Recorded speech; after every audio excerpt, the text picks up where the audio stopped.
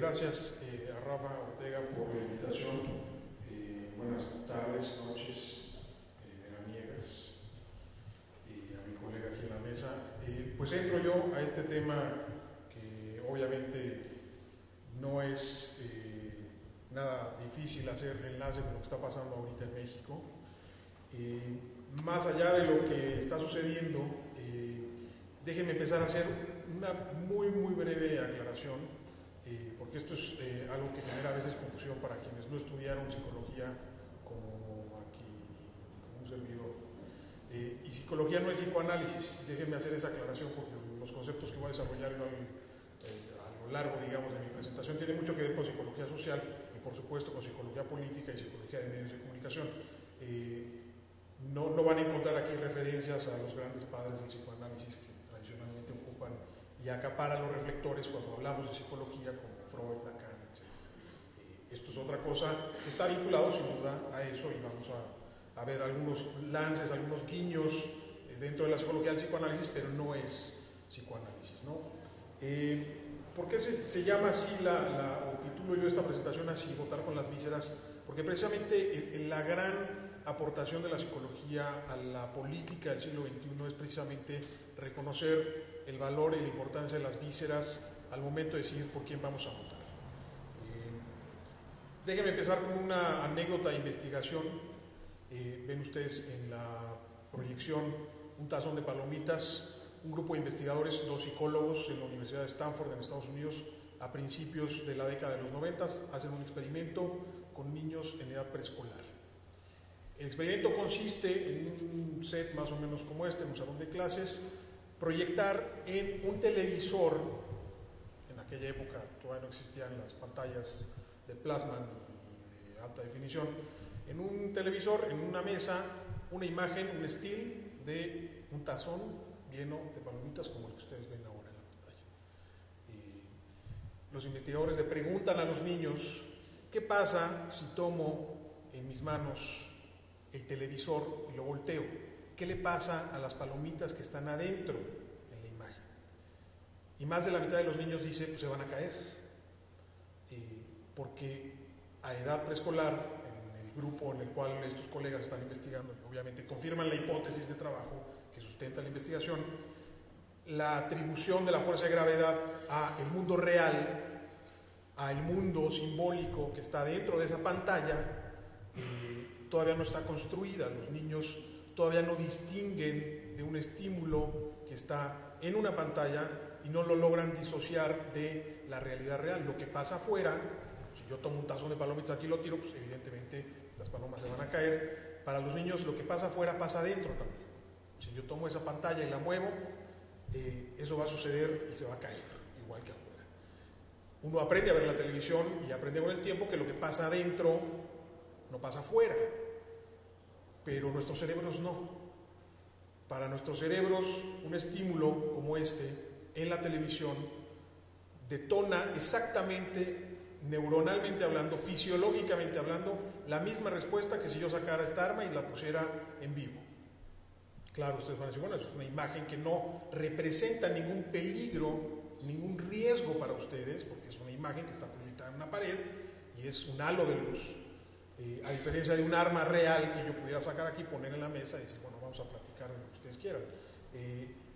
Nuestros cerebros no distinguen, al menos en una primera instancia, entre esa realidad simbólica y esa realidad real, porque para nuestros cerebros eso es un estímulo. ¿Por qué tiene que ver esto? ¿Por qué empiezo yo hablando de esto cuando vamos a hablar de política? Porque la política hoy, siempre ha sido así, pero hoy los medios de comunicación, las redes sociales, la digitalización ha hecho de la política un elemento aún más visual que antes. ¿Y por qué es importante partir de aquí, digamos, en esta breve examinación de qué es la psicología electoral? Pues simplemente retomar el papel que tiene el procesamiento de información en nuestra cabeza y alejarlo un poco de toda esta discusión muy engolada acerca de lo que la política debería de ser. Esta visión muy normativa, muy tradicional, acerca de a partir de la cual tenemos la impresión de que lo político, en general lo político, es algo que se piensa, que no se siente, es algo que se razona, se discute, se elabora, pero que no genera y no debe, y esa es la parte, digamos, más importante en esta presentación, que no debe estar mezclado con la emoción. Y ese es el gran fracaso de la ciencia política y eventualmente de la política en nuestros días. Pretender que podemos separar a los sujetos, a las personas, ustedes y yo, personas de carne y hueso, y retomar su parte racional y hacer a un lado la parte emocional, y cuando hablamos de política, meter una en una especie de saco, ¿no?, en una especie de bóveda, y dedicarnos y darle prioridad a la otra. Eso es imposible y, sin embargo, no es evidente todavía a la fecha en la investigación que se hace al respecto. Entramos a estos viejos paradigmas, yo les llamo así, son los viejos paradigmas de la ciencia política, en donde precisamente se valora a la razón por encima de cualquier otro procesamiento, digamos, psicológico. Una de las principales escuelas de la ciencia política que explica el comportamiento electoral, es decir, que nos dice hoy a la fecha por qué ustedes votan como votan, ¿no? El tema de las encuestas no es otra cosa que un derivado de este famoso rational choice, que es un cálculo que ustedes hacen sobre votar por A o votar por B o votar por C a partir de lo que pueden perder y de lo que pueden ganar con que ese personaje o esa candidata gane la elección. Y ese cálculo, tradicionalmente, la escuela aquí, el autor que cito es Anthony Downs, cita y precisamente ilustra el comportamiento electoral como un comportamiento económico, es decir, ustedes van a la tienda y dicen, bueno, pues, ¿qué está más barato? ¿Qué me conviene? ¿Cuánto cuesta? ¿Qué gano? ¿Es una ganga o no es una ganga? Y parecería, y la ciencia política ha intentado explicarlo hace muchos años, que lo que hacemos cuando vamos a la urna, cuando ustedes se van a ir, espero que así sea, porque es nuestro deber, pero si van el 1 de julio y están encerrados en su casetita, está el IFE, y van a cruzar ahí, la pretensión de la ciencia política es que lo que haga su mano, el cuadro que cruce, o los cuadros que cruce, van a ser un resultado de algo que pasó acá, y no acá abajo. Y esa es una de las primeras barreras en esta pretensión muy lógica, muy racional, que la propia ciencia política se fue poniendo, una especie de camisa de fuerza, si me permiten la expresión. ¿Qué buscó hacer esto? Precisamente suprimir lo emocional como algo carente de lógica, la perdición total, es decir, piensa, cálmate, reflexiona, no te dejes llevar por lo que sientes, no votes y no opines de política si estás enojado, molesto, serénate, sé racional, usa la cabeza, no uses el estómago. Eso, o hacer eso, nos podría conducir precisamente a tomar decisiones de manera correcta, es decir, esa es la manera correcta de hacer. Y aquí hay toda esta carga, digamos, normativa, una vez más, que pueden encontrar ustedes en cualquier programa de análisis político, en la televisión o en la radio, en donde todo el mundo habla de razonar el voto. Informémonos y tomemos una decisión razonada, no nos dejemos manipular, porque manipular o ser manipulado implica en algún momento que alguien te agarró las entrañas, ¿no?, y te movió esa intención de voto desde otro lado.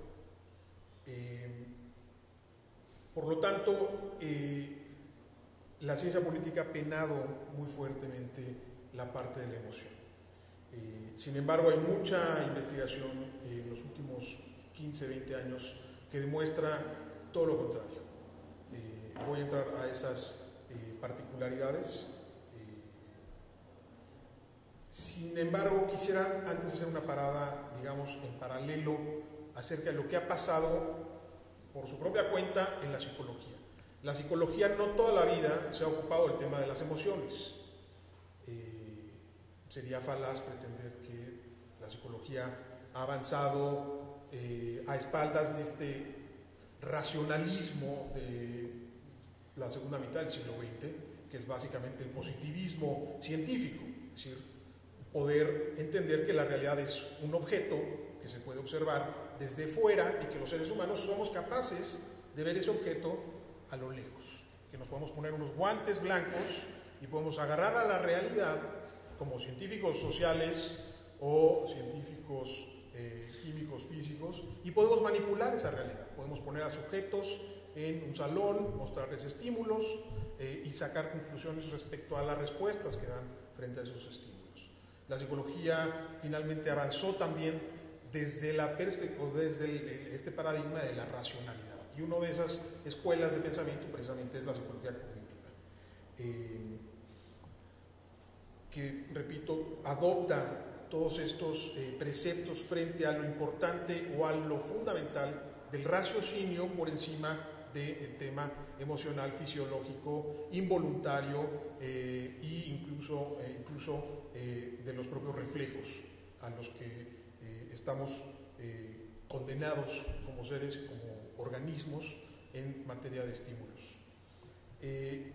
Voy a mencionar tres breves escuelas o digamos avances en la psicología en materia de este procesamiento de información. La psicología cognitiva básicamente lo que intenta explicar es cómo procesamos racionalmente información, cómo aprendemos los seres humanos sin que eso necesariamente involucre el papel que tienen las emociones en ellos. Primero, el tema de la disonancia cognitiva.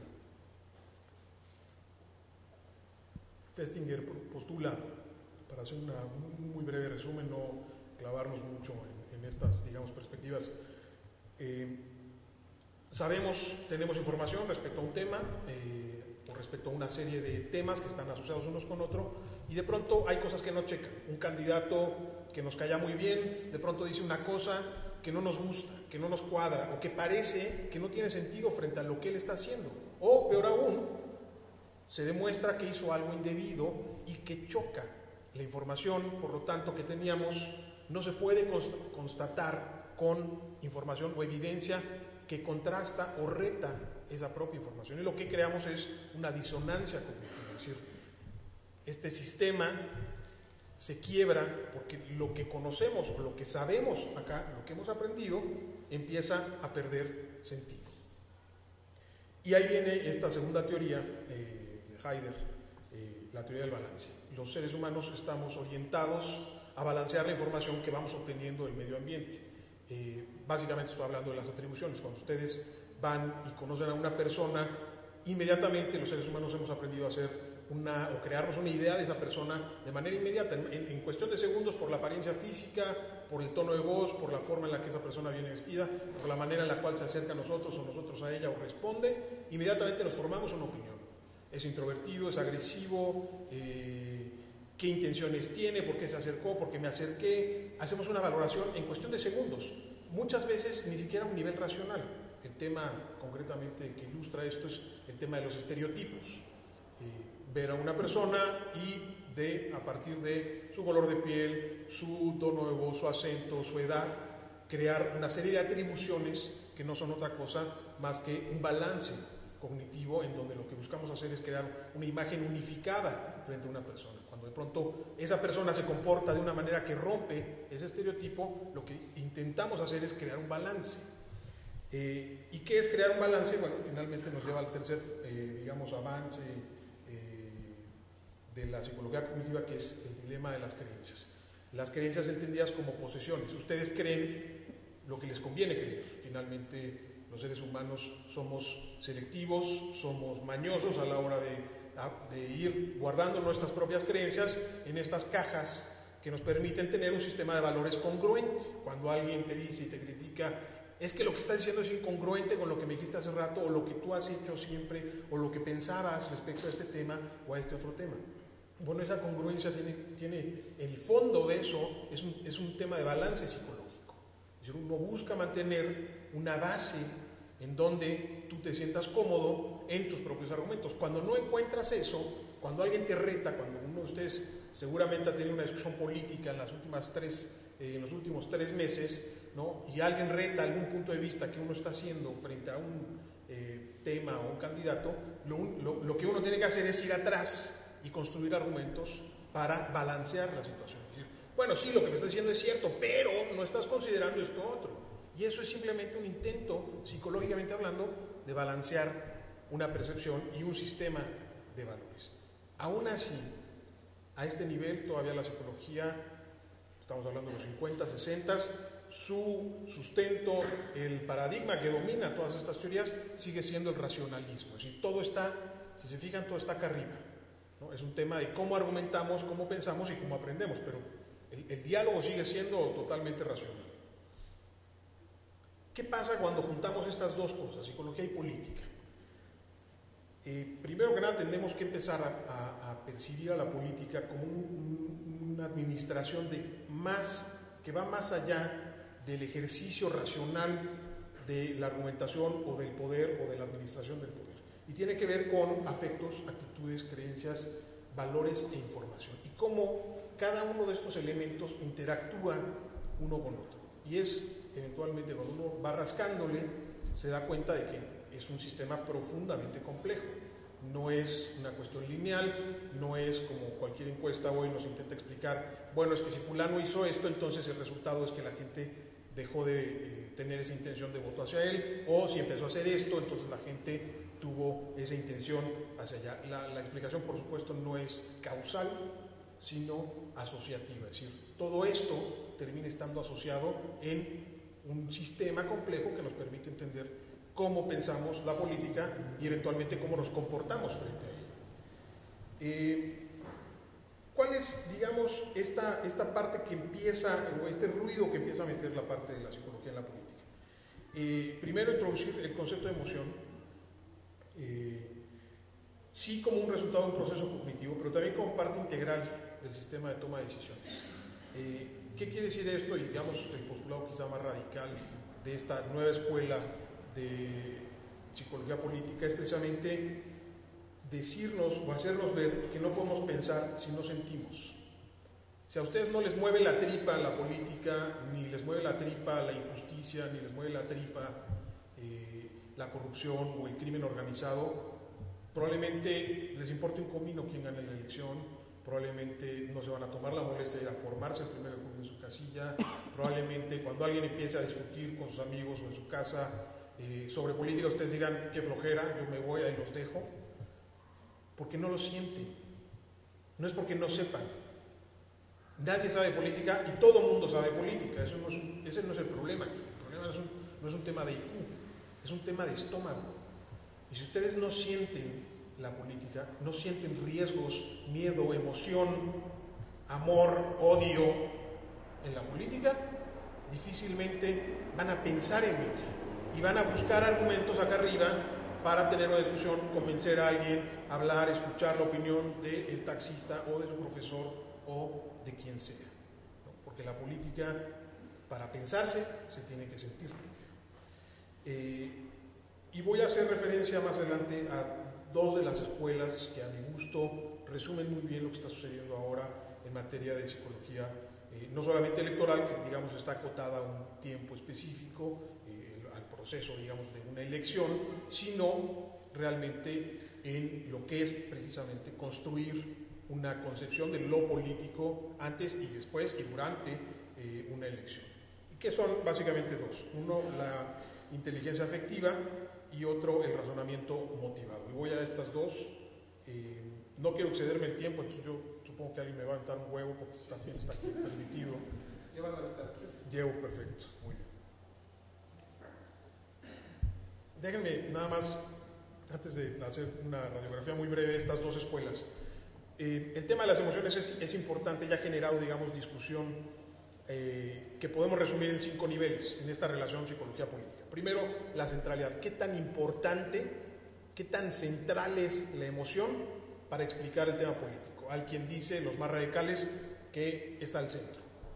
Hay quienes dicen que es parte de otro sistema y que es algo periférico. Hay quienes dicen que es una variable que interactúa. Es decir, hay una discusión única y exclusivamente para hablar, no solo de decir si la emoción como tal, como concepto es importante, sino qué centralidad tiene, dónde la ponemos en el esquema de cosas. 2, cuál es la estructura de la emoción. Es decir, ¿de qué hablamos cuando hablamos de emoción? Hablamos de afectos, hablamos de sentimientos, hablamos de estados de ánimo, hablamos de estados de depresión. Es decir, ¿qué es la emoción? ¿Es algo pasajero? ¿Es algo continuo? ¿Es un flachazo? ¿Es algo que sube y baja de manera radical? ¿Cómo la explicamos estructuralmente? ¿Cómo la ponemos, digamos, en la discusión? 2, ¿qué función tiene? lo que decíamos hace rato. ¿Es la emoción la que dispara el procesamiento de información? ¿O es el procesamiento de información el que dispara la emoción? ¿O son ambos los que interactúan? Es decir, hay un tema funcional o de funcionalidad en cuanto a la cuestión de la emoción. 3, o más bien 4, que es un punto obviamente mucho más académico, más riguroso, pero que tiene que ver precisamente con la metodología, es cómo analizamos el tema de la emoción.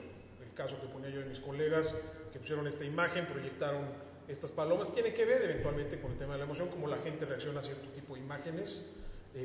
Si le vas a preguntar a la gente qué sintió, es decir, vas a hacer una encuesta, o si le vas a poner un electroconductor y vas a medir su reacción capilar para determinar, o el ritmo cardíaco frente a esto. Es decir, el tema de la metodología de cómo investigar, cómo está la emoción ahí, cómo la vamos a encontrar, tiene que ver también con una discusión bastante, digamos, profunda en relación al papel, digamos, de la psicología con la cuestión electoral y la cuestión política a largo plazo.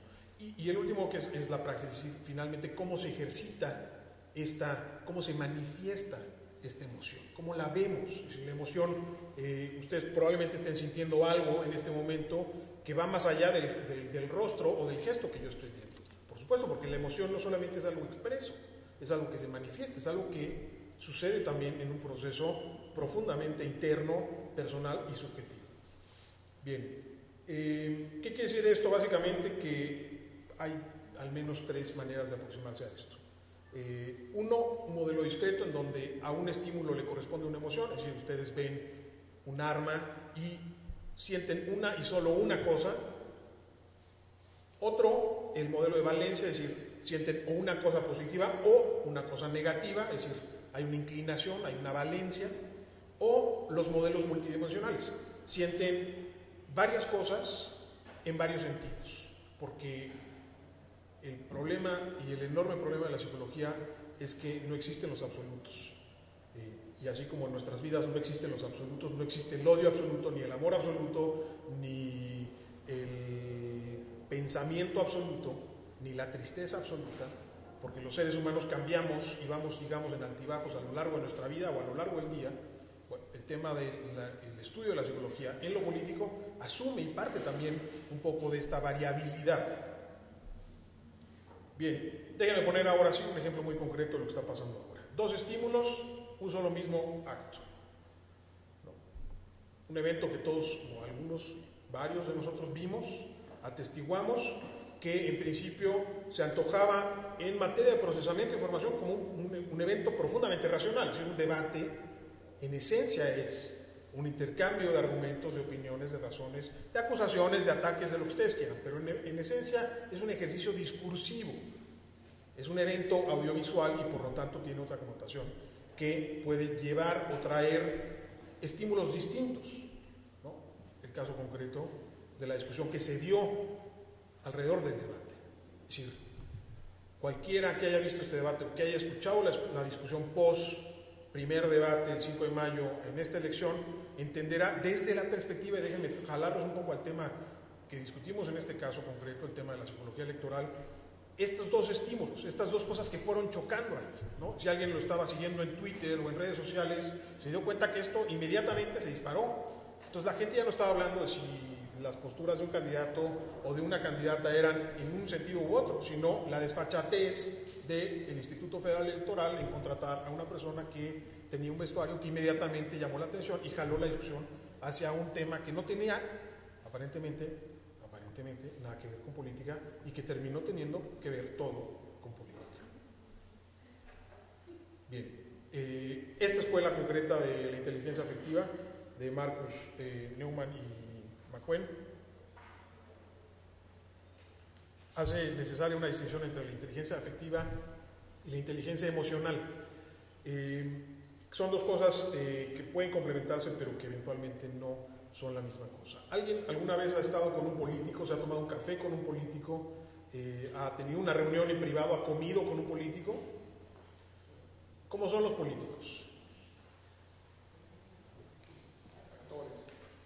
Son actores, son a todo dar. La verdad es que te la pasas bien con ellos, es decir, es gente que te cuenta anécdotas, te trata bien, te da palmadas, te hace reír, te divierte, es amable, te elogia, tienen una enorme inteligencia emocional. Incluso si los criticas y eres agresivo con ellos, ¿no? Los políticos son muy buenos para manejar sus emociones. Es decir, ellos pueden molestarse, por supuesto, porque lo sienten, pero te dan la vuelta. No, es que no es así, mira, y te cuentan una anécdota y un chiste, y luego le llaman a alguien. Es decir, tienen una enorme inteligencia emocional, saben manejar muy bien sus emociones. Desafortunadamente, muchos políticos lo único que saben hacer es manejar sus emociones.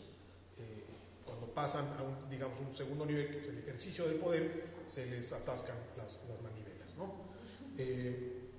El caso de la inteligencia afectiva hace precisamente un enlace entre la importancia que tiene la emoción para el procesamiento de información, viendo precisamente al afecto y a la razón como complementarios y no como enemigos. Fíjense la enorme discrepancia de este modelo con lo que comentábamos al principio, este choque permanente en la ciencia política, en el racionalismo, en el iluminismo, en donde o piensas o sientes. Acá la aproximación es completamente distinta. Piensas y sientes, y si no sientes, no piensas. Los mexicanos hemos creado, voy a hablar de nosotros, pero esto realmente es acultural, es decir, sucede en cualquier país, en cualquier cultura. Creamos hábitos políticos, más que crear opciones políticas o más que tener opiniones políticas, lo que tenemos son hábitos políticos. Y el resultado de nuestra opinión hoy es una ecuación histórica, es decir, hoy nuestra postura o nuestra posición política es el resultado de nuestra propia historia y de cómo hemos procesado esa historia en nuestras propias cabezas. Bien, aquí quizás entramos en una parte más clavada, lo reconozco, pero voy a moverme para no terminar yo el tiempo con esto. Obviamente está ahí para la discusión posterior. Las emociones surgen de la estructura del cerebro y activan dos sistemas. Uno disposicional, es decir, cuando la emoción se convierte o nos lleva a un estado en el cual estamos dispuestos o en un momento de alta o de altísima recepción. Yo le llamo el efecto fogata. Esto es cuando ustedes están en una fogata, en un campamento en la noche y están contando historias de miedo, ¿no? Incrementalmente hay una sensación receptiva en donde, ¿no?, al primer chasquido o sonido, no todo el mundo brinca, porque hay un entorno, digamos, emocional que va haciéndonos o va creando una disposición en nuestro propio procesamiento. Las campañas electorales no es más que esto. Es decir, hoy, si yo aviento ahí ahora un tema controvertido, seguramente más de uno va a brincar. Es decir, ¿no?, llevamos muchos meses hablando de política, viendo política por todos lados, discutiendo temas políticos y por supuesto hay una disposición emocional frente al tema. Difícilmente va a dejar de ser así hasta que no pase la elección el 1 de julio, pero esto no va a terminar finalmente. Y otro estado que es el estado de vigilancia, es decir, las emociones finalmente son una especie de foco ámbar que se prende y que nos hace estar atentos a lo que está sucediendo en un plano, digamos, discursivo, de procesamiento de información. Atendemos más, de pronto oímos una palabra sesgada, oímos 132, oímos AMLO, oímos Peña y paramos la oreja. Automáticamente no solamente estamos dispuestos a, sino estamos en un estado de alerta emocionalmente hablando. Bien, esta otra escuela, el razonamiento motivado, habla precisamente de, voy a rescatar para no detenernos mucho con esta parte más conceptual, de un concepto que se llama el hot cognition, que básicamente es cómo la emoción no solamente nos motiva a pensar, sino determina qué información procesamos y qué información no procesamos.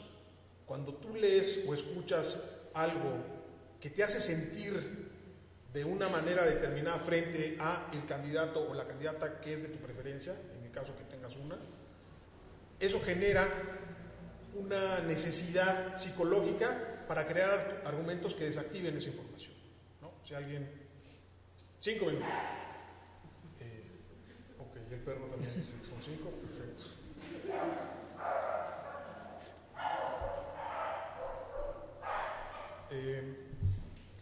Bien.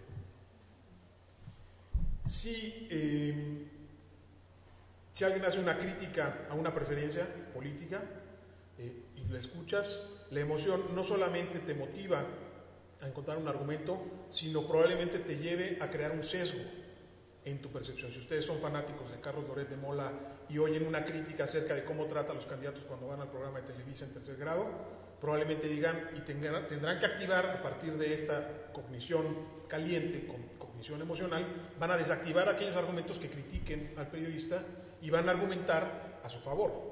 Si su postura es contraria, probablemente van a encontrar aquellos argumentos que logren sustentar esta crítica y encontrar las evidencias al punto que ustedes eventualmente quieren hacer. Porque los seres humanos somos muy mañosos a la hora de procesar información.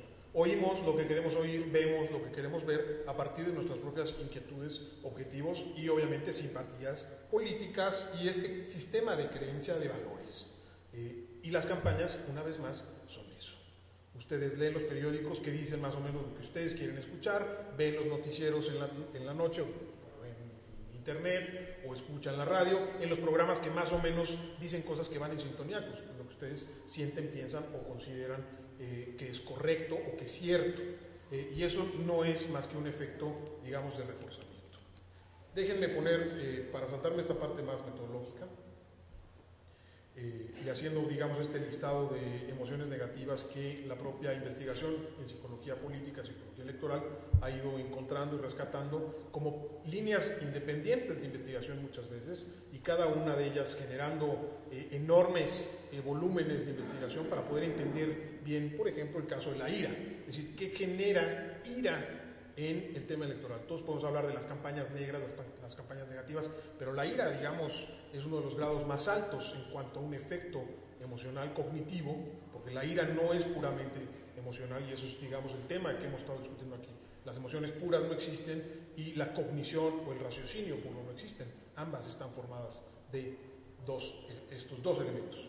El miedo, el disgusto, que se combinan para hacer juicios sobre personas, situaciones, temas y seleccionar información, lo que yo decía, ¿no? Este sesgo subjetivo que cada uno de nosotros tiene integrado en sus cabezas, y eso es algo característico y distintivo de los seres humanos. Y por supuesto el tema de del procesamiento de información.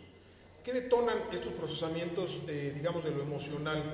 Concretamente en el caso de las campañas, en el caso de una elección, los rostros, la comunicación no verbal es profundamente importante, particularmente en un entorno político en donde la política está mediatizada, es decir, ustedes no ven a los políticos, no los saludan, no se sientan, no platican con ellos, los ven en televisión, los escuchan en la radio, ven sus fotos en internet o en Twitter o en Facebook, y hasta ahí. Y a partir de eso, ustedes y yo nos hemos creado ideas profundamente arraigadas, personales, acerca de lo que pensamos de estas personas, sin ni siquiera haberlas escuchado o visto a un metro de distancia, sin ni siquiera haberlas tocado. Es decir, dense cuenta de lo importante, el papel que juegan los medios de comunicación en trasladar todos estos elementos simbólicos que les ayudan a ustedes a construir, ahí sí, preconcepciones, actitudes, emociones y sentimientos hacia estas personas de la verdad, de veras. Es decir, lo que ustedes sienten es cierto, eso no es una cuestión que pueda uno cuestionar. Bien, déjenme poner simplemente para recapitular lo que está pasando ahora en México. 1994, ¿no? La época del miedo, la época del terror, la época de la sangre. Si ustedes ya vieron la película de Colosio, podrán haber hecho, digamos, una recapitulación de lo que fue esa elección en 94, un año profundamente difícil en México. Luego el circo, ¿no? El año 2000, el vaivén, la chabacanería, el aire fresco, el tanque de oxígeno, la esperanza, la positividad. Y 6 años después, una vez más, lo sombrío, lo negativo, el miedo, el terror, el pánico, el peligro. Estoy hablando simplemente de emociones que de alguna manera resumen lo que pasó o la historia que terminó sucediendo en estos procesos electorales. ¿Qué tenemos ahora? Bueno, 4 personajes que ustedes perfectamente identifican, temas que por supuesto cualquiera podría estar de acuerdo conmigo, han capturado un poco la discusión política en México: crimen organizado, seguridad, educación, empleo, crecimiento económico, etcétera, etcétera. Y regresamos a este tema rápidamente de los medios de comunicación. No es casualidad que hoy uno de los actores principales en el proceso electoral sean los medios, porque una vez más los medios son el canal a través del cual nosotros procesamos lo político. Sin los medios difícilmente, salvo que ustedes sean asesores de un candidato o trabajen en el Senado de la República, difícilmente vamos a tener contacto de primera mano y eventualmente nos tenemos que formar una idea acerca de lo político. Y el primer insumo para formarnos esa idea es un medio de comunicación, llámese tele, radio, internet, prensa escrita. Bien. Tú, ok. Bien.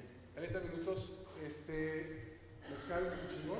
Está detrás, si quieren. Seguimos con Lucha Libre. Cristian Jiménez. Bueno, antes que nada, muchas gracias. Y después de escuchar algo tan interesante, nos vamos a meter al mundo banal y superficial de la lucha libre, pero qué bueno que en mi subconsciente y en mis emociones, la verdad es que me ha hecho muy feliz desde hace 30 años. Antes de empezar, sí quisiera hacer varias aclaraciones. La primera, la lucha libre ha sido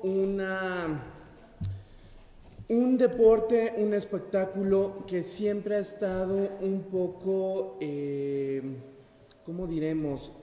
Para no sonar fuertes, siempre ha estado en manos de solo una empresa, de solo una familia. Entonces, desde 1930 hasta la fecha, la información que se ha manejado siempre ha sido un poco oscura, podríamos llamarlo. Entonces, mucha de la información, de los datos, siempre se han manejado de boca en boca y realmente no existe una documentación o un estudio, una investigación realmente importante que sustente muchas de las cosas que se han hecho creer. La verdad es que tampoco a mí me encanta la idea de desentrañar esas mentiras o verdades a medias.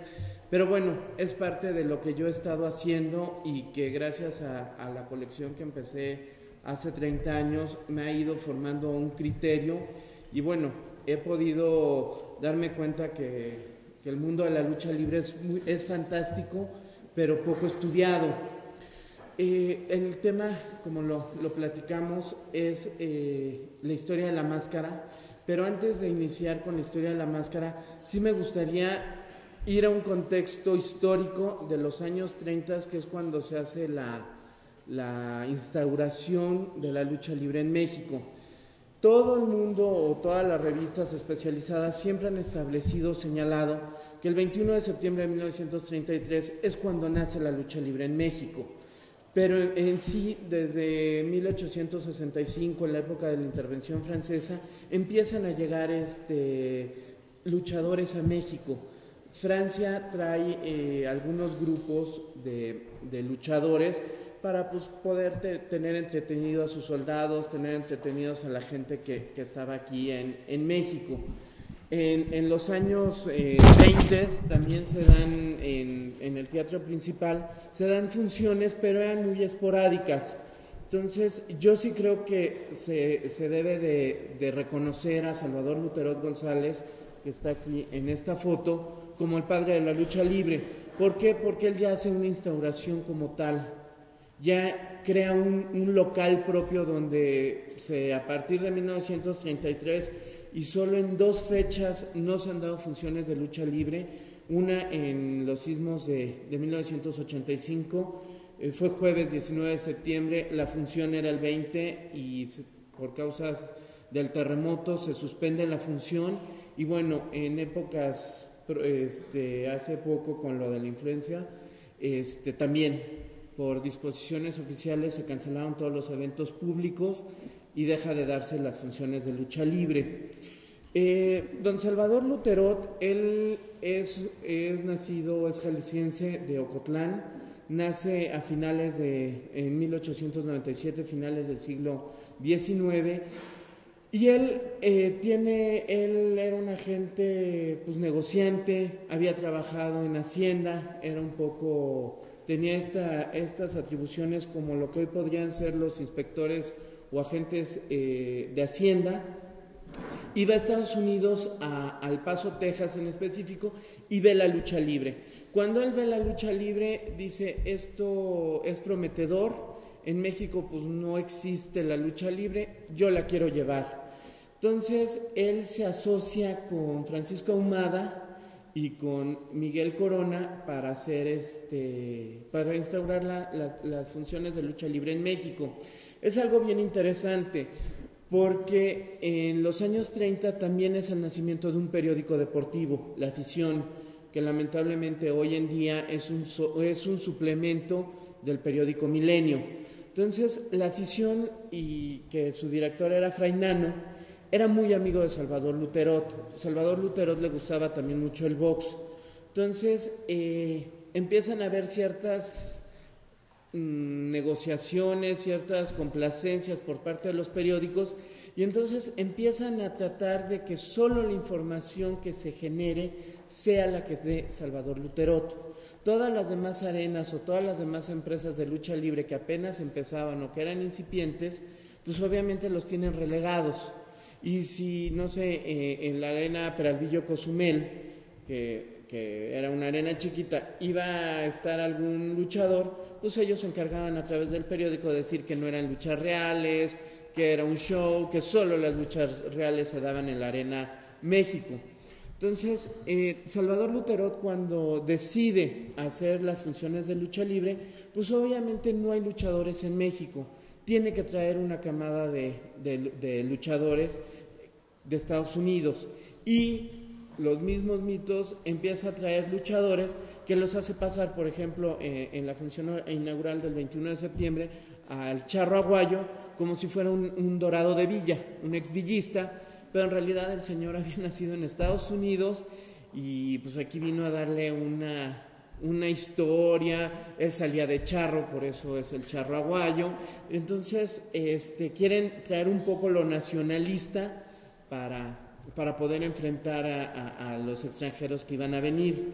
Salvador Luterot lo primero que piensa es ir a rentar un local, que es la Arena Nacional, que estaba en Iturbide número 21, donde hoy son el Cinemex Palacio Chino, que ya no queda nada de lo que fue esa arena, y habla con los dueños, que era Lavert, Uriarte y Fitten, y les dice, oye, quiero contratarte, quiero tu local para hacer funciones de lucha libre.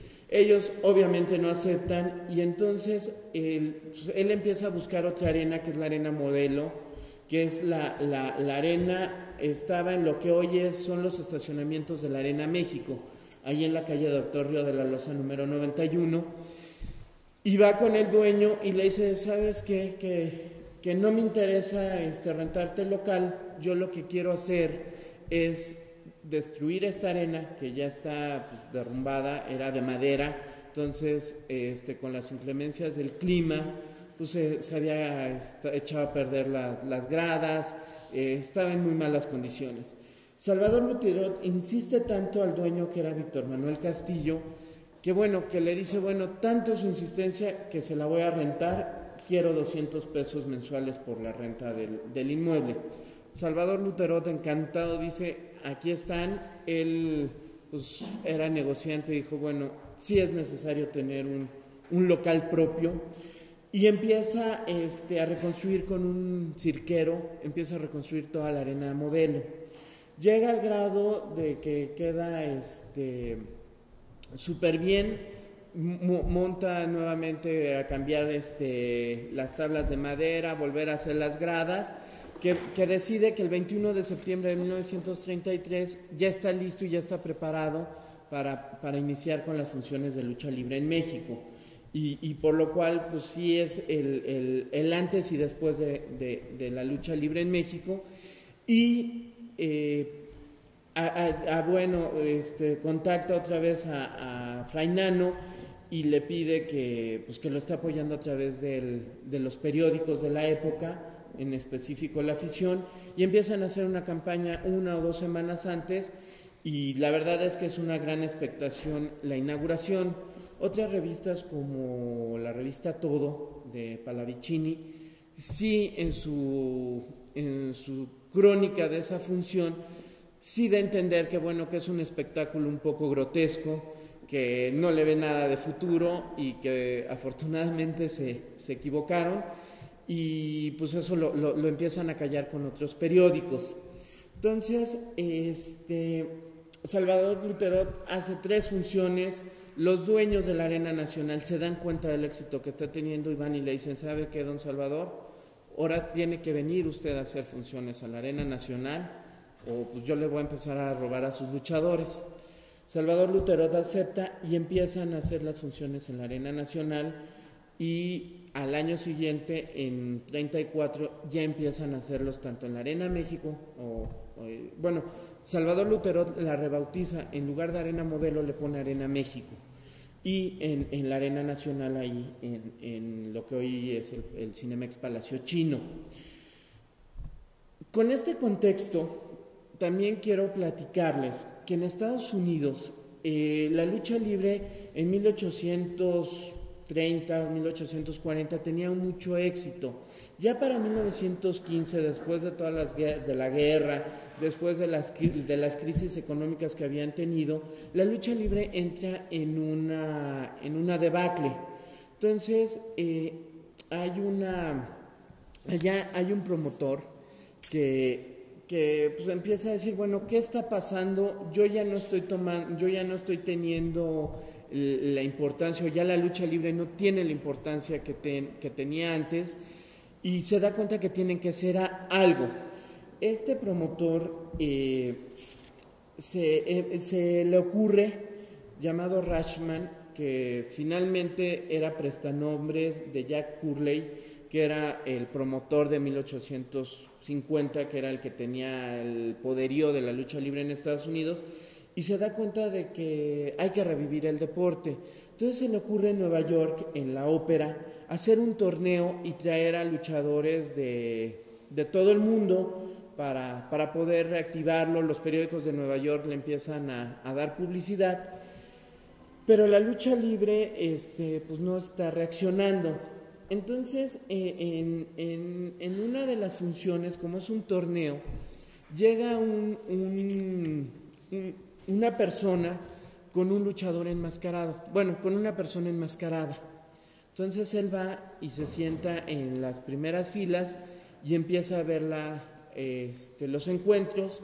Al final de los encuentros, el que los acompañaba, su representante, le empieza a decir al público y al promotor y al referí que él trae consigo un luchador que le puede ganar a cualquiera de los luchadores.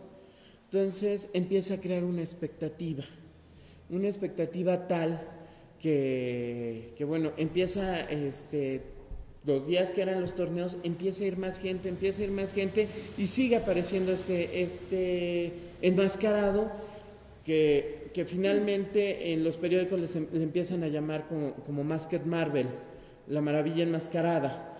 Entonces, es tanto el éxito que al final lo acaban enfrentando, y pues a los 2 o 3 años el señor pierde la máscara, y bueno, resultó que era un luchador de segunda clase, y que hicieron toda una historia atrás de este personaje para volver a renacer a la lucha libre.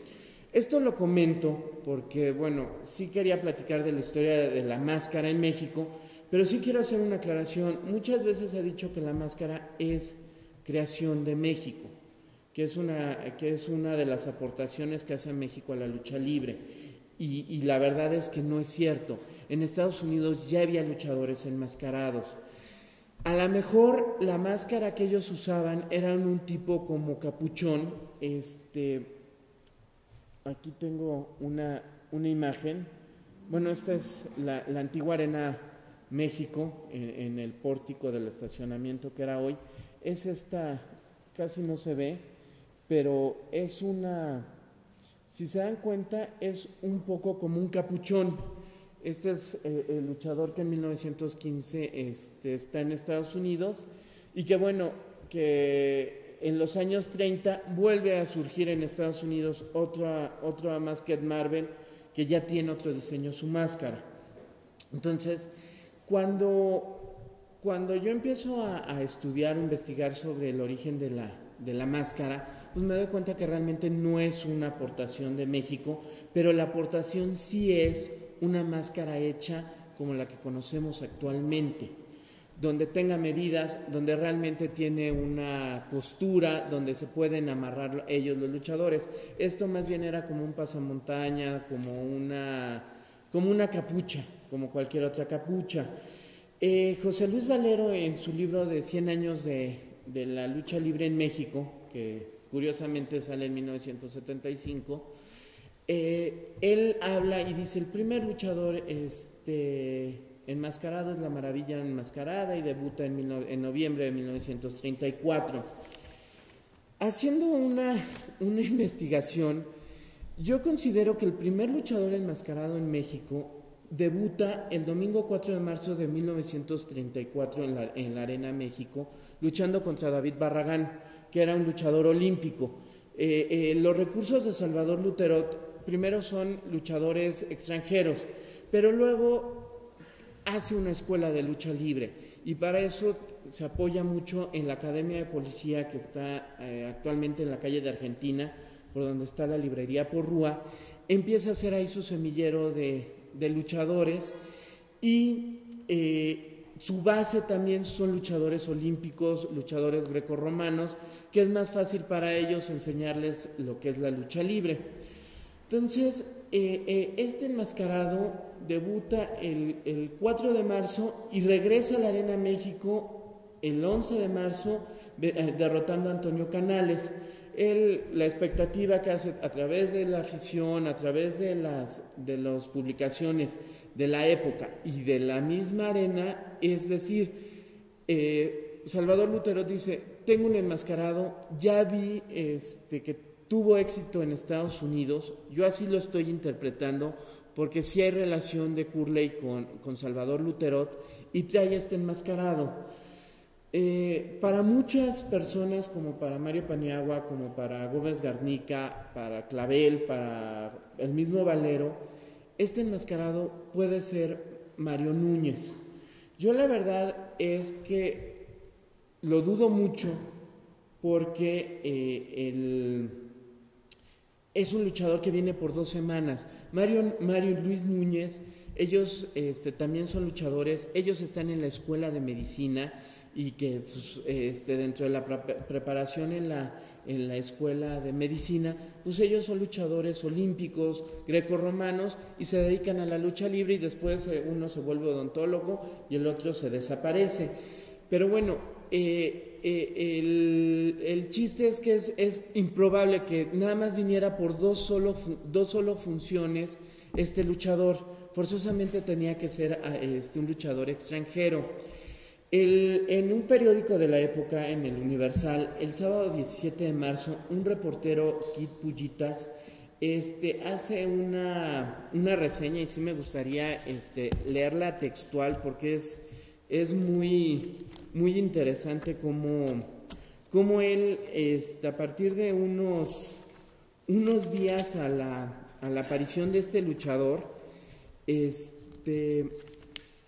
hace su gran labor periodística descubriendo al luchador quien portaba esta máscara, y dice textualmente: se descubre quién es el luchador enmascarado. Dice: ocasionalmente, pero con una oportunidad envidiable, sorprendí al referee Lomelí de charla con un individuo que, con todas las características de atleta, trataba sigilosamente, procurando ambos no ser vistos de nadie. Me acerqué y los dos se sorprendieron a mi intempestivamente llegada. Trataban, según me pude dar cuenta, asuntos de dinero. Respetuoso, Lomelí, de la sorpresa, me tendió la mano, pero no continuó hablando con el atleta aquel, y lejos de presentármelo, afablemente me alejó de su presencia, diciéndome trivialidades y acabar por contarme un cuento verde de pésimo corte. Yo, que había sorprendido todos los movimientos de Lomelí y había notado los esfuerzos inauditos que hacía para parecer tranquilo ante mi inoportunidad al cortarle el diálogo con el atleta, aquel que por más señas portaba una petaquilla pequeña de esas que usan los deportistas para guardar sus ropas de entrenamiento, le solté sin preámbulos y a la cara lo siguiente: yo sé quién es el famoso enmascarado. Lomelí más se desconcertó Le di el rostro como la noche aquella en la cual el luchador Ryan le dejaba sin camisa y sangrando arriba del ring. Con un movimiento de cabeza negativo me dijo: usted no sabe nada. Sobre la marcha y aprovechando su nerviosidad, hice ademán al atleta aquel para que se acercara a nosotros y también sin preámbulo le pregunté: ¿cuándo vuelve usted a luchar? Y el atleta me contestó: no sé, probablemente no más, pues no hay luchadores de mi peso en México y solo firmé contrato con Lomelí por 2 funciones. Y me vuelvo a Texas. Inmediatamente me volví a Lomelí, que continuaba con los ojos desorbitantes, y le pedí que me presentara al enmascarado, que hiciera trizas al olímpico David Barragán y diera serio disgusto a Antonio Canales derrotándolos. Lomelí se rindió por fin y al estrechar la mano de atleta incógnito dijo: Texas Kid, el campeón del sur de Estados Unidos, naturalmente de Oklahoma, el enmascarado. Entonces, este es un periódico, el Universal, que no tenía nexos con la afición y que, bueno, aquí en su labor periodística, Kid Pullitas pues, nos dice quién es ese enmascarado y sí es acorde a las 2 funciones que estuvo en México. Todos los demás han querido señalar que ese enmascarado y que aquí está la foto es Mario Núñez. Yo la verdad es que sí comparto esta idea. Garnica en la revista Superluchas dice: sí, Texas Kid fue un luchador enmascarado, pero fue el enmascarado USA. La verdad es que esta revista es este periódico es del 17 de marzo y el enmascarado USA se presenta, es para mí el 4º enmascarado que se presenta en la Arena Peralvillo hasta junio de 1934. Entonces sí es poco probable que trajeran a un luchador estadounidense, tenerlo aquí 2 meses para que luego hiciera su presentación. El domingo 22 de abril se enfrenta en la Arena México Vidal Quintanilla contra el enmascarado. Yo, viendo esta nota periodística, sí creo, y por eso José Luis Valero en su libro dice que el 22 de abril debuta el enmascarado contra Vidal Quintanilla, porque yo creo que ahí es cuando Salvador Luterot le pasa la máscara a Mario Núñez. O sea, como emergente se termina el contrato con el norteamericano y entonces pues no tiene otra opción. Vio que es un éxito, que la gente estaba llegando y estaba llenando la arena, y entonces sí le da la máscara a Mario Núñez. Lo más chistoso es que Mario Núñez ese día lucha también. Luis Núñez lucha en la primera lucha, y en la estelar iba el enmascarado, su hermano, pero luego hay encuentros del enmascarado contra Mario Núñez. Yo creo que esto también lo hacen con un afán de que la gente no supiera, o si ya hubiera identificado al luchador, lo pudieran disasociar y decir: no puede ser Mario Núñez porque se está enfrentando contra él, y el cuerpo sí es similar al de su hermano. Entonces, para mí es el primer luchador, sí es estadounidense, y que bueno, que viene aquí a México a ser parte de una misma trama o de una misma historia que ya les había resultado en Estados Unidos. El segundo enmascarado es el enmascarado vasco. Él debutó en la Arena Peralvillo Cozumel, él debuta el 26 de abril de 34 y se enfrenta a un luchador francés que se llama Ramier. Él sigue en esta Arena Peralvillo Cozumel. Es bien chistoso porque, como les comentaba, la afición, al ser un periódico aliado a Luterot, toda esta información no la sacaba. O sea, la tenían escondido, la tenían en el olvido y no le daban trascendencia o importancia. Yo me he acercado a la Arena México y en la Arena México no tienen un archivo. La verdad es que sí sería muy interesante y ojalá que yo lo pueda hacer ahora que acabe el sexenio y no sé qué pase, me pueda dar un año sabático para tratar de investigar en migración si realmente Texas Kid vino, qué presentaciones, cuál fue la estancia que estuvo, tratar de un poco indagar, ver quién es este enmascarado vasco que pues que nadie sabe quién es. La verdad se perdió en el tiempo y a la fecha pues no conozco a nadie que me pueda decir es fulano de tal. Este enmascarado vasco también yo lo relaciono también, es que pudieran dobletear, que estuvieran luchando como en la actualidad, que lucharan con una empresa y que luego se fueran a las otras arenas. Digo, estamos hablando en los años 30, la ciudad era chica, las distancias eran mucho más cortas, y entonces que sí hubiera posibilidad de que hubiera dobleteado, y casualmente Vidal Quintanilla, que es con el que se enfrenta el enmascarado el 22 de abril, es español. Entonces, probablemente pudiera ser Vidal Quintanilla, que el domingo lucha en la México y el jueves se va a la Peralvillo Cozumel a hacer su debut, y ahí todas las funciones eran los días jueves. El tercer enmascarado es el enmascarado rojo, quien él debuta en la Arena Libertad el 21 de junio de 34 y que se anuncia que va a luchar contra Luke el Griego, pero que en realidad ese día se está indispuesto Luke el Griego y lucha contra Joe Castellanos y le gana en 2 caídas al hilo. El cuarto luchador que yo tengo como enmascarado es un luchador que es el enmascarado USA, y que curiosamente en la Arena Peralvillo Cozumel se da el primer encuentro entre enmascarados. Lo que no les había comentado es que cuando llegan los luchadores enmascarados a México, la arena o el empresario decide o anuncia que estos luchadores son tan buenos que el primer luchador que lo derrote se va a quitar la máscara.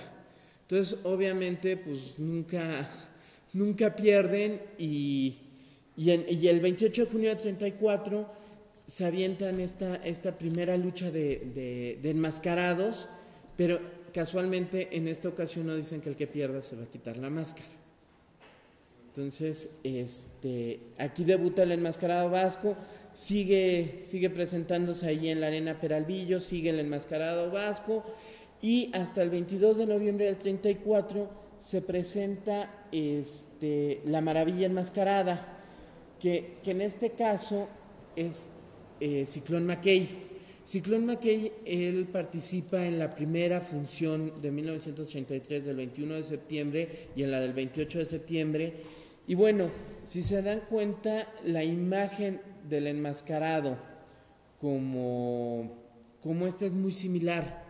La verdad es que es una máscara de piel, de cuero, que Antonio Martínez, él se la atribuye, él es zapatero de León, Guanajuato, y que él se dedica a hacer zapatos, y dice que llega el Charro Aguayo con un luchador y le dice que no le gustan las máscaras que él trae de Estados Unidos, y dice, no, pues yo soy zapatero, le pide que haga el intento por hacer una máscara, hace una máscara que la verdad es muy fea porque es de piel de cochino, pero al momento de que Ciclón McKay la empieza a luchar, se le amolda la cara.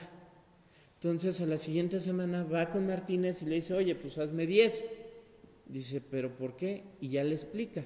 Dice, es que con el sudor se amolda perfectamente a la cara y no tengo ningún problema para yo ser un buen luchador. Él es Ciclón McKay, que bueno, que es parte de los pioneros de la lucha libre, es irlandés, y que bueno, él pierde su máscara con Benny Ali Maralá el 3 de enero de 1935, ya en la Arena Nacional, y que para muchos es el primer luchador enmascarado, que Antonio Martínez dice, es la máscara que yo creo.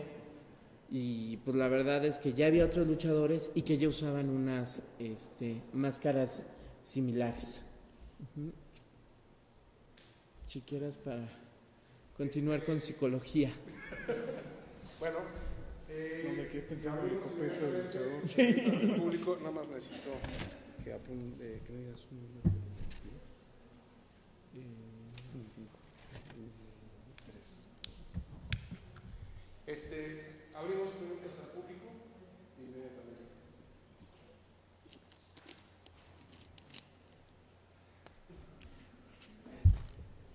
Yo quiero hacer una pregunta a Julio.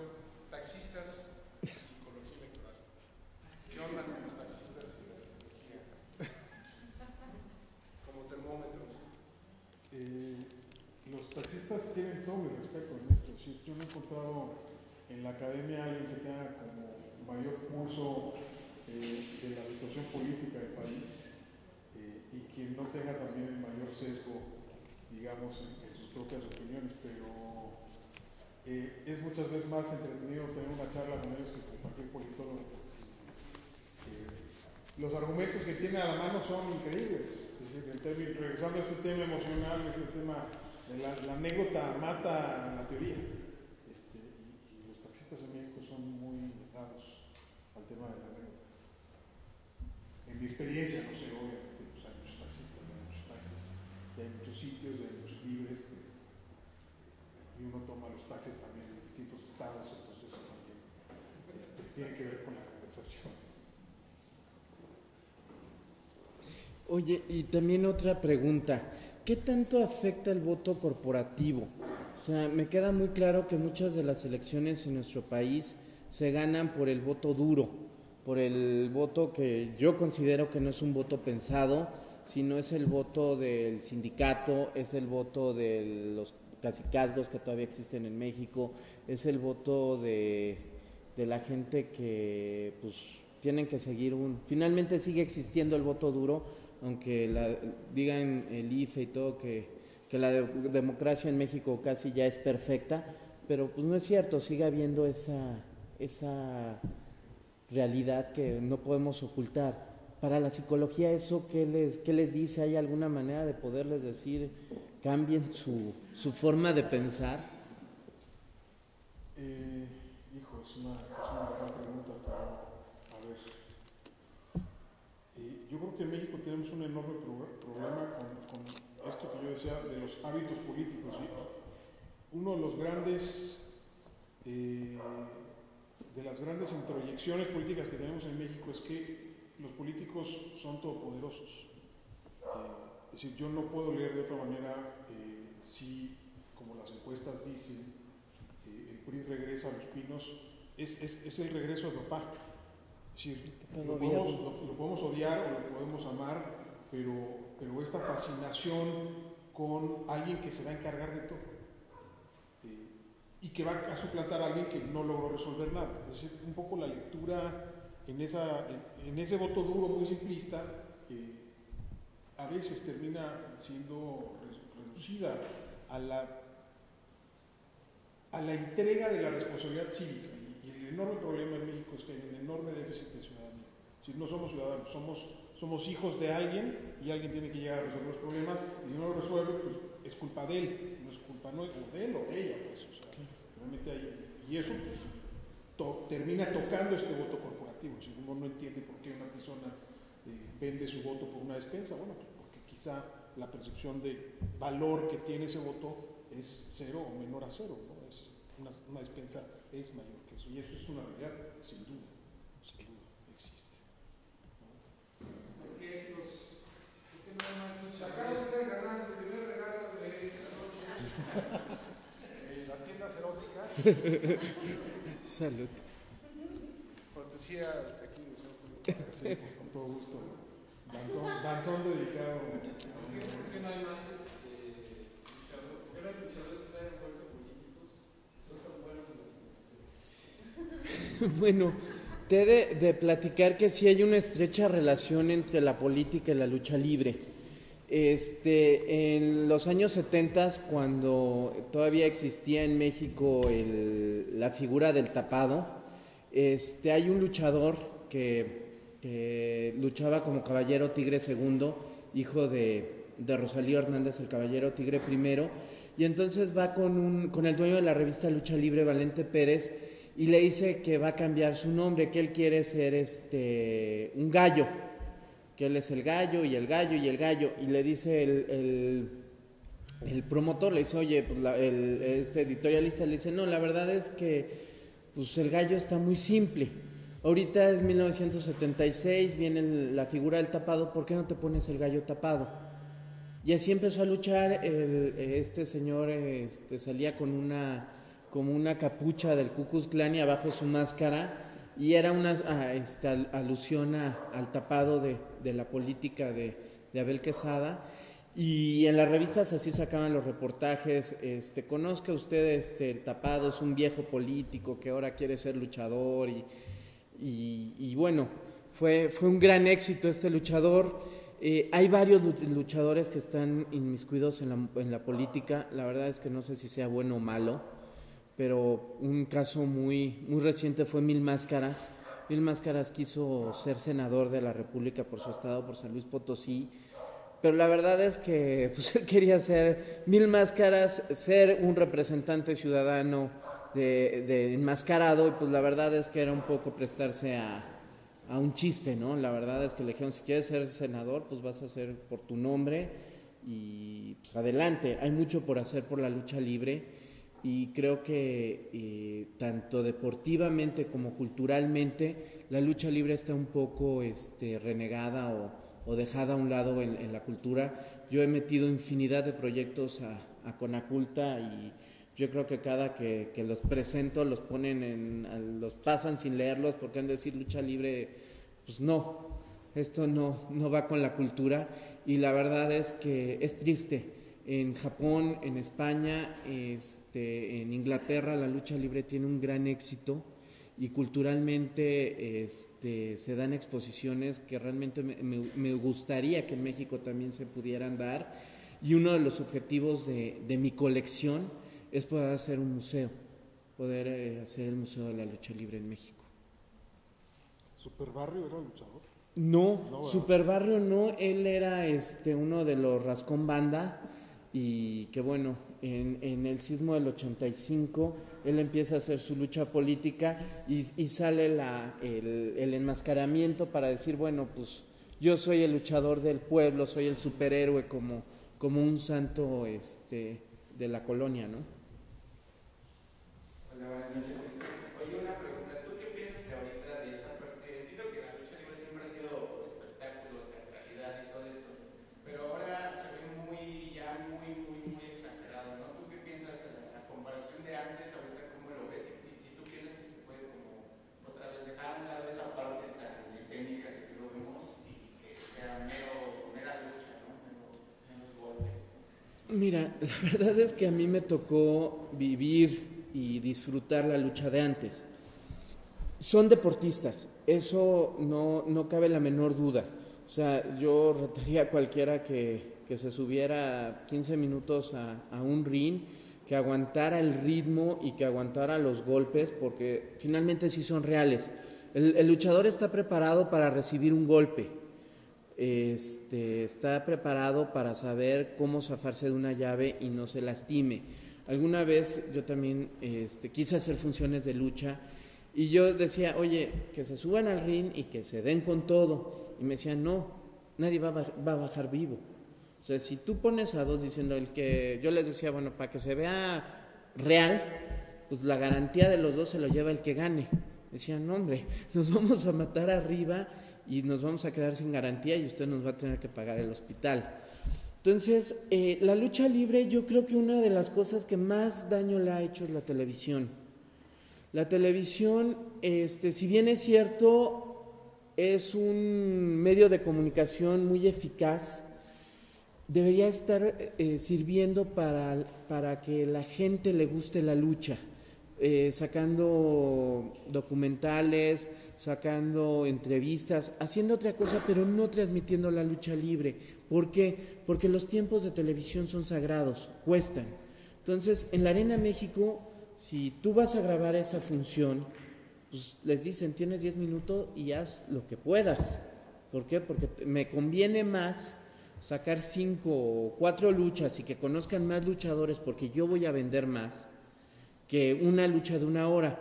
A mí me tocaron en la extinta pista Arena Revolución en Mixcoac ver luchas de 1 hora y media entre Blue Panther y Satánico, que no se rendían y estaban 1 hora y media en esa función. Obviamente empezaban 8:30, eran las 12 de la noche y estos cuates seguían luchando. La gente, la verdad, estaba emocionada y eso ya no es posible por los tiempos de televisión.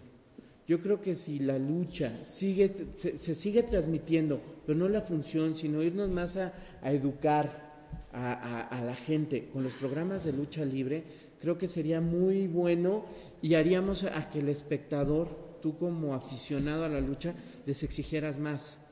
Porque si tú vas a una arena y empiezan a hacer llaves y les dices, no, yo los quiero ver brincando, yo los quiero estar jugando en una cuerda, yo los quiero verlos parados de cabeza, pues la verdad es que no vamos a lograr mucho.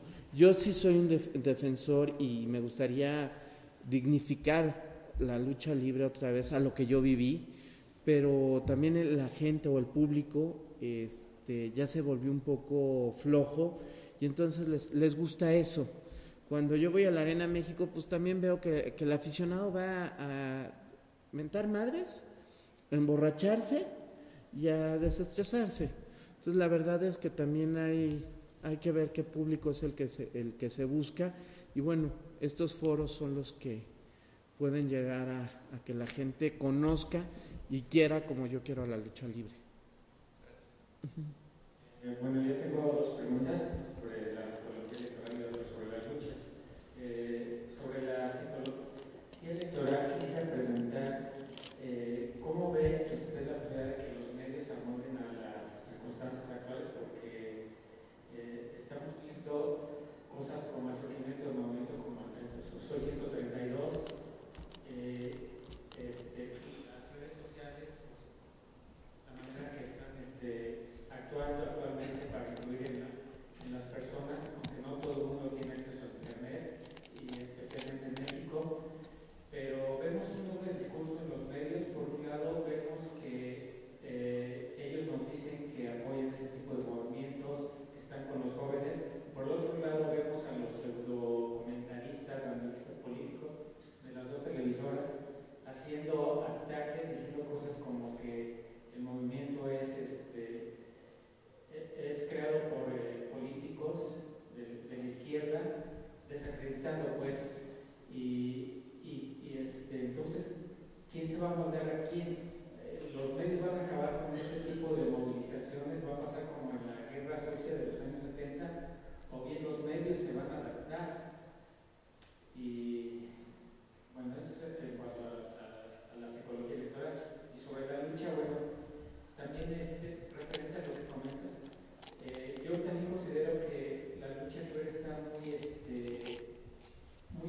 de capa caída. Se está acercando mucho a lo que ofrecen los gringos en los espectáculos, de agarrarse a pegarse con sillas, a echarse agua. No es lo que veíamos cuando teníamos leyendas como el Santo u otros luchadores.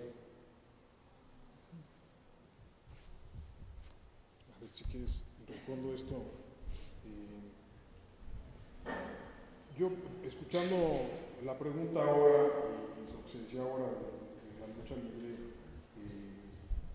y francamente antes de venir también, hay una metáfora obvia que flota en el aire en el tema electoral, en el tema de la lucha, es decir, la política eventualmente pues, es una confrontación, es una lucha. Sería muy fácil llegar únicamente a ese nivel. Para mí la política en México hoy es esta lucha libre chafa, de simulación extrema. Es decir, políticos que aparentemente se critican unos a otros. Si alguien ha tenido la oportunidad de ir a una sesión del Consejo General del IFE, por ejemplo, es eso, es lucha libre chafa, ¿no? Son saltos, brincos, gente que se pega, rompe una bolsa con rojo y se lo embarra, y a rato no pasa nada. Es decir, es una simulación. El tema de los medios se enriquece o a los medios hoy en su estructura comercial les favorece muchísimo que la política sea un circo.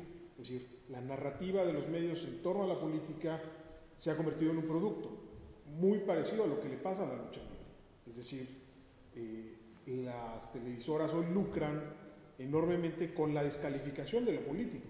Yo no estoy diciendo que no haya políticos que haya que reconocer de cualquier partido su labor y su dedicación y su congruencia ideológica, lo que sea, pero el discurso mediático muchas veces abona en esta construcción de que pues todo es una farsa, ¿no? De que todo es una simulación, de que todo es un juego y que al final de cuentas nadie pierde nada y todo el mundo se va a su casa y sigue siendo feliz, ¿no?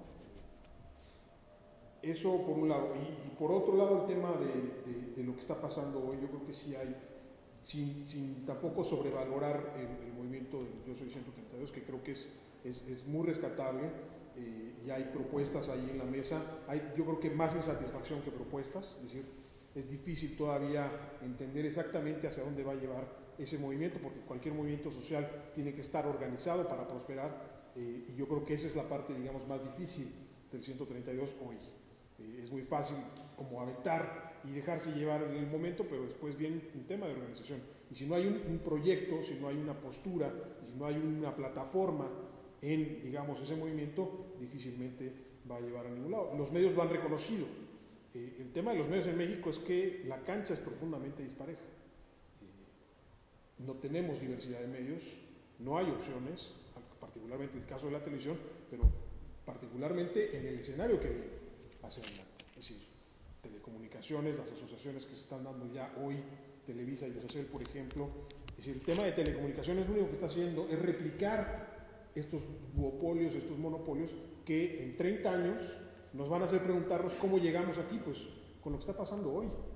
Y así de grave es lo que está sucediendo hoy en materia de medios de comunicación, por la omisión, repito, de todos los actores políticos. Aquí no es un tema de un partido o dos partidos o un candidato, todos en un momento dado o en otro han doblado las manos frente a este poder que tiene sometida a la clase política mexicana, porque está fascinada con este juego, con sus lances, con sus despliegues, con sus bravatas, pero al final de cuentas es una simulación, es un juego.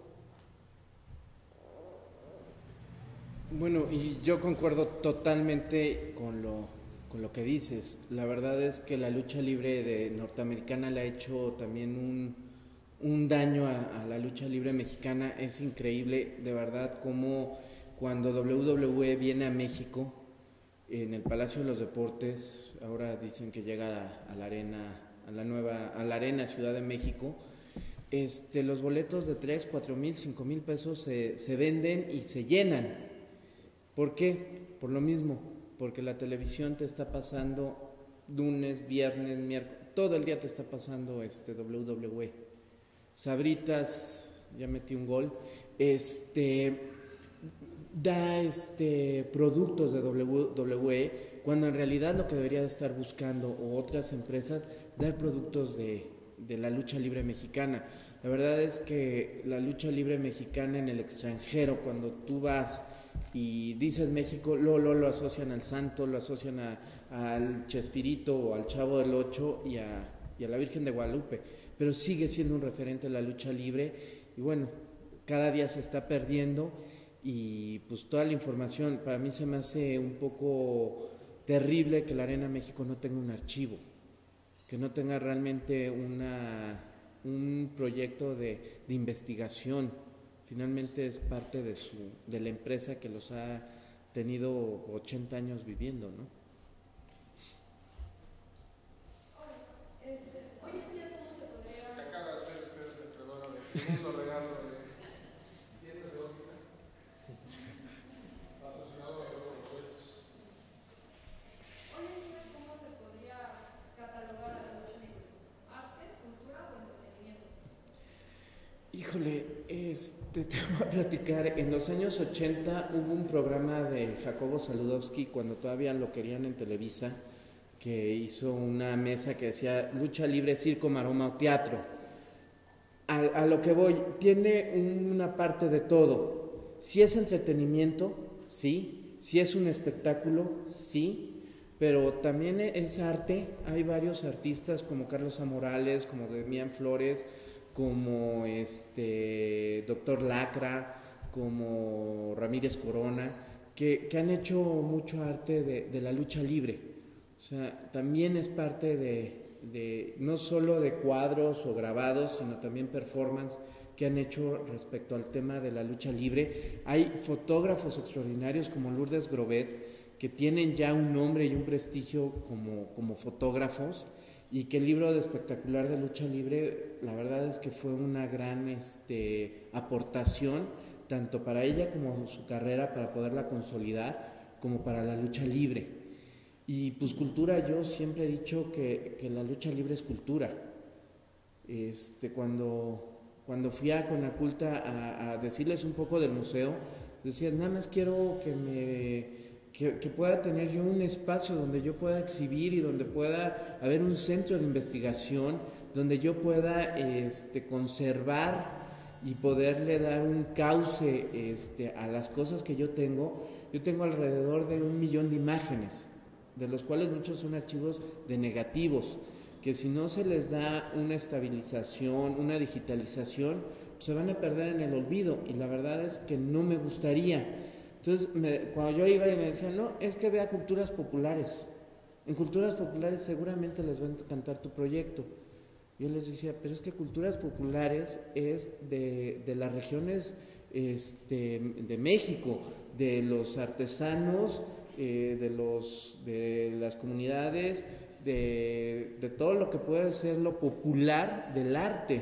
O sea, no tiene, porque la lucha libre sea un deporte popular, eso no me va a clasificar como cultura popular. Hay fotógrafos extraordinarios que caben perfectamente en el concepto de artes visuales. En la colección de programas que tengo desde los años 30 hasta la fecha. El otro día vino una persona de Alemania porque está haciendo su tesis en la tipografía que se usa en la lucha libre. Entonces la verdad es que sí se puede considerar tanto cultura como entretenimiento como arte, ¿no?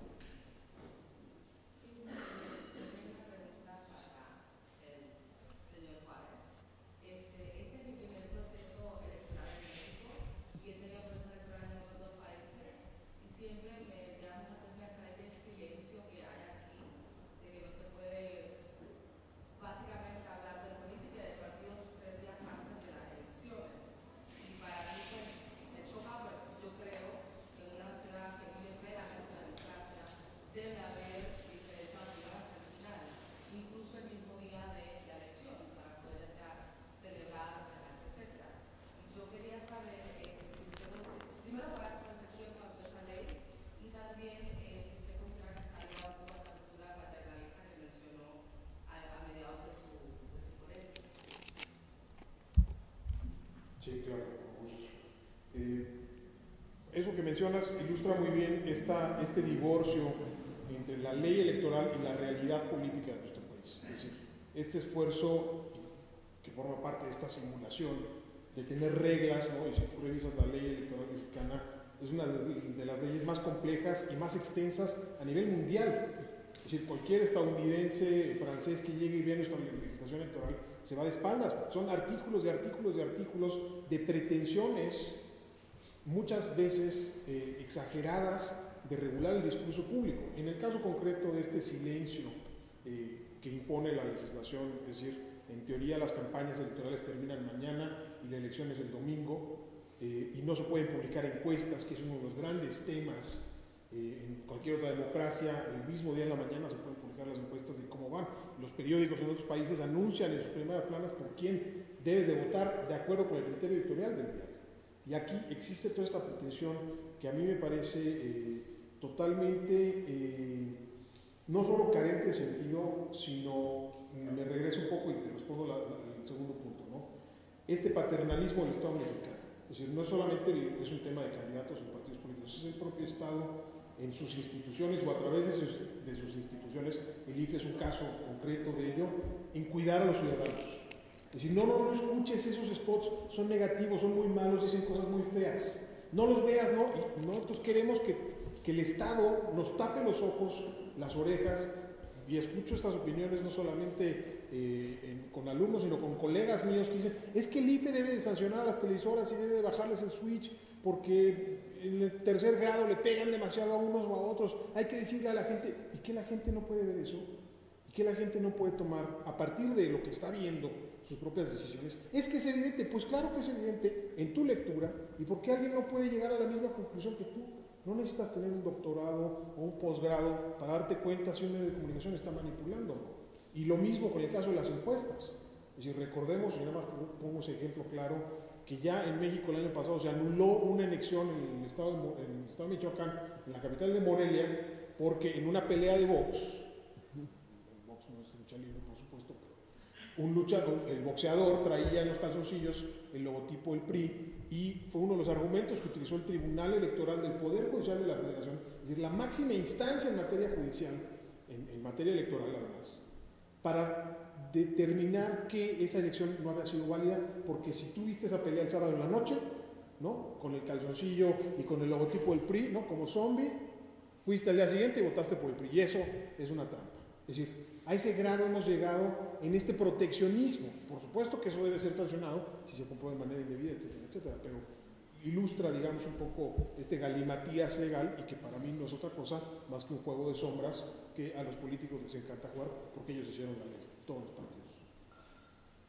Última pregunta. Hola, buenas noches.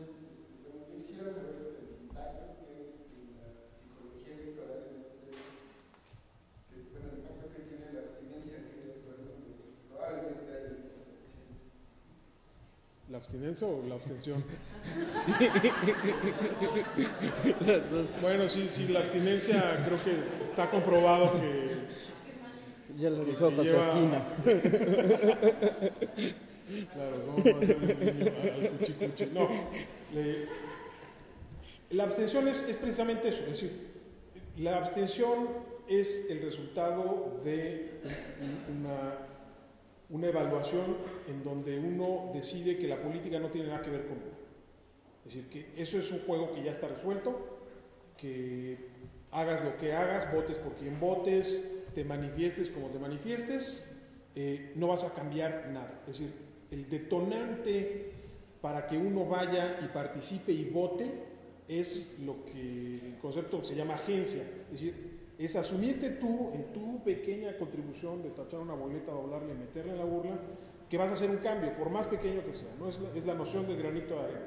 Cuando tú en ese cálculo psicológicamente no te concibes como ese granito de arena, ¿no?, puedes disociarte totalmente de eso, y es un gravísimo problema, no solamente en México, sino eso es un fenómeno prácticamente mundial en materia de involucramiento electoral. El abstencionismo ha ido en aumento en los últimos años en prácticamente todas las democracias, particularmente en aquellas que son más añejas. Es decir, el caso europeo es dramático el nivel de abstencionismo que se tiene en estos procesos electorales.